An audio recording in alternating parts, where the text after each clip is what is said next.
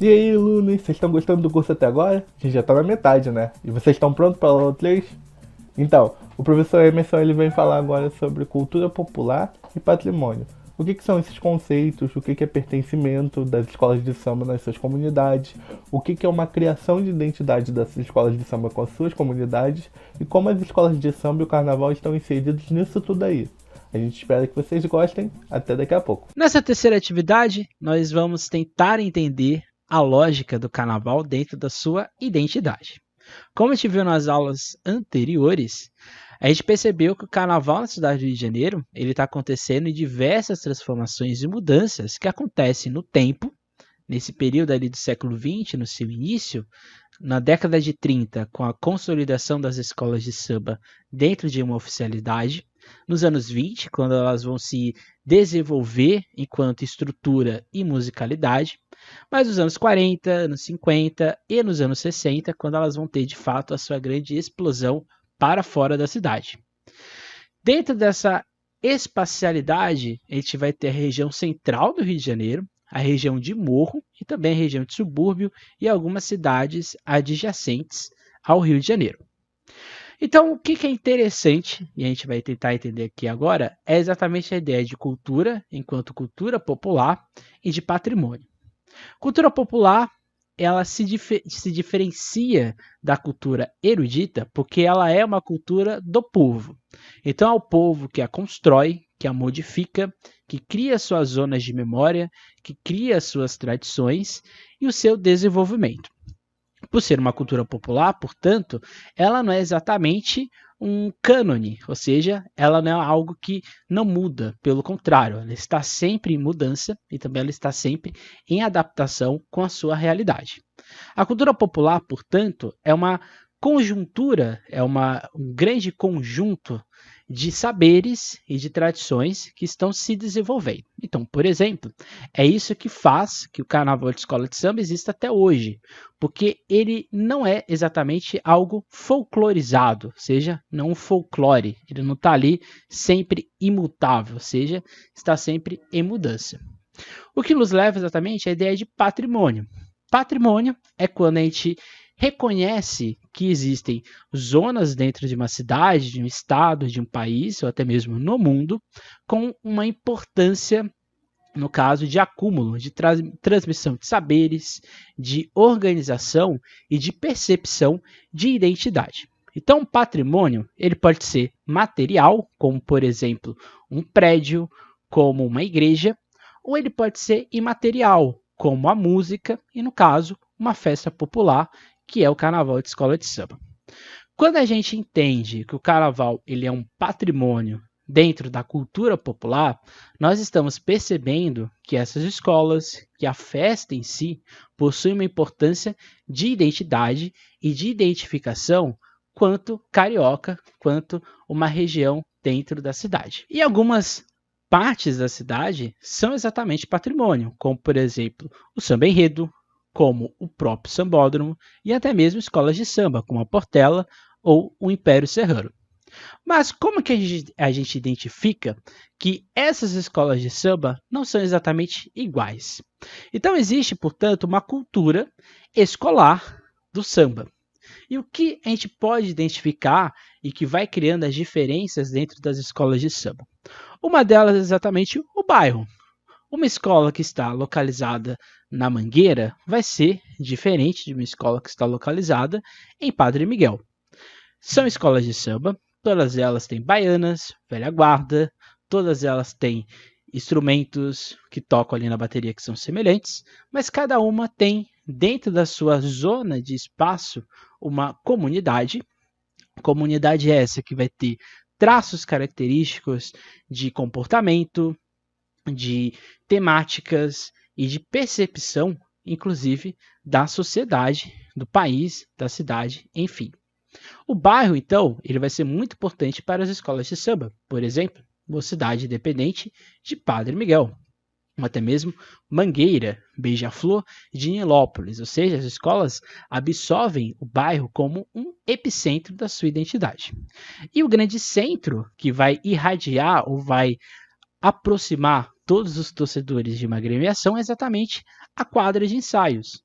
Quadra essa que vai ter uma importância dentro do se entender como participante dessa escola, que é patrimônio dentro de uma cultura popular.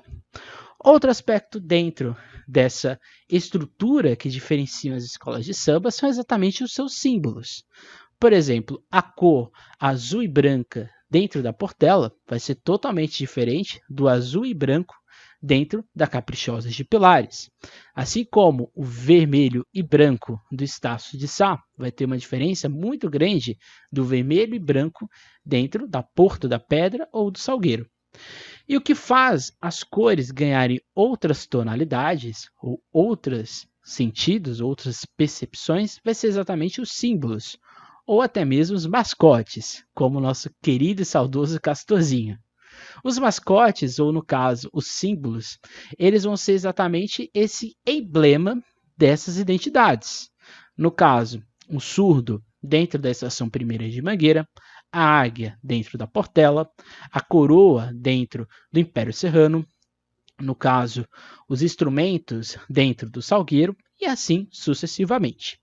Estes símbolos, juntos com as cores das escolas de samba, vão criar o símbolo maior de uma agremiação, que é o pavilhão. O pavilhão, portanto, ele é, entre aspas, igual, todas as escolas têm o pavilhão, mas são exatamente distintos na sua importância, na sua identificação dentro de uma escola de samba. O que nos leva também às pessoas que transmitem ou guardam essas informações, que são os nossos membros saudosos das velhas guardas.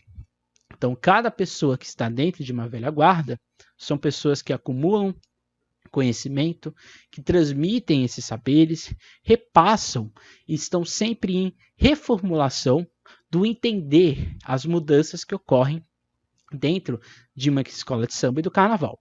Então, ou seja, recapitulando aqui, o carnaval, que é uma cultura popular, que, entre aspas, é igual, mas é totalmente diferente.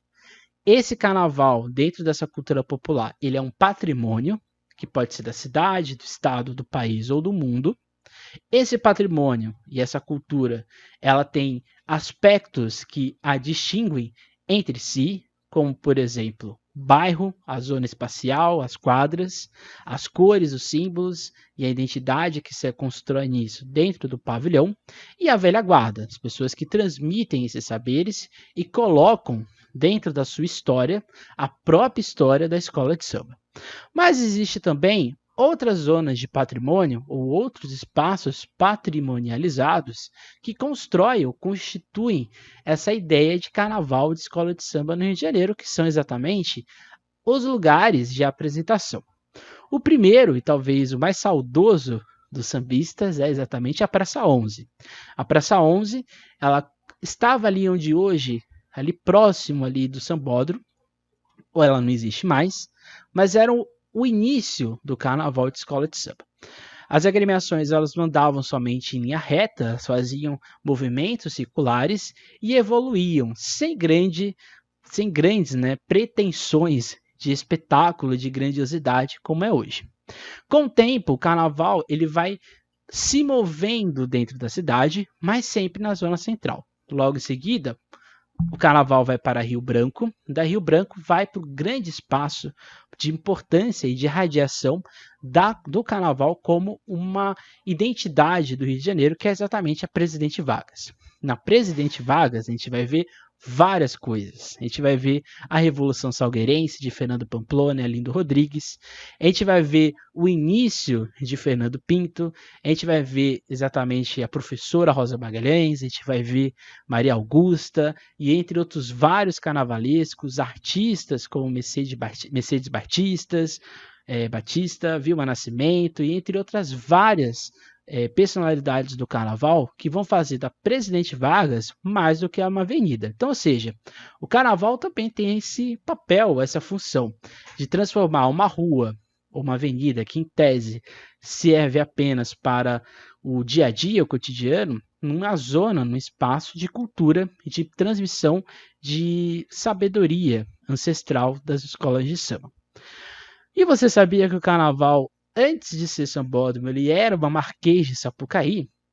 Pois bem, ali no início dos anos 80, as escolas desfilaram na Marquês de Sapucaí enquanto avenida. A gente está falando aqui, portanto, Presidente Vargas, no caso aqui da Marquês de Sapucaí, de grandes módulos, grandes arquibancadas que gastavam muito dinheiro e que também ocupavam um tempo muito grande para sua construção dentro da cidade. Então, assim, na gestão de Darcy Ribeiro, foi exatamente pensado e idealizado o que hoje seria o Sambódromo, no caso a Marquês de Sapucaí.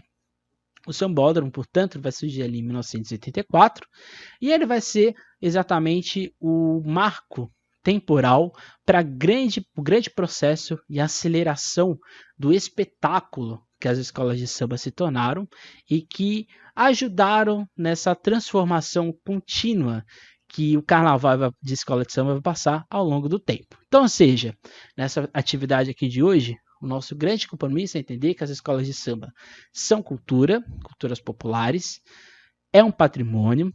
Cada escola tem dentro de si várias modificações e vários espaços que a identificam e que criam exatamente a sua personalidade. Essa personalidade que passou por várias zonas da cidade, mas sempre ali no centro. Praça 11, depois Rio Branco, Presidente Vargas, Marquês de Sapucaí e o próprio Sambódromo. Na próxima atividade, portanto, vamos entender como que o sambódromo, a ideia de espetáculo, foi modificando as escolas, os quesitos e um próprio modo como nós usamos, experimentamos, vivemos a folia aqui no Rio de Janeiro. Então, até a próxima. Curtindo a aula? Qual escola de samba você torce? Comenta aqui embaixo pra gente.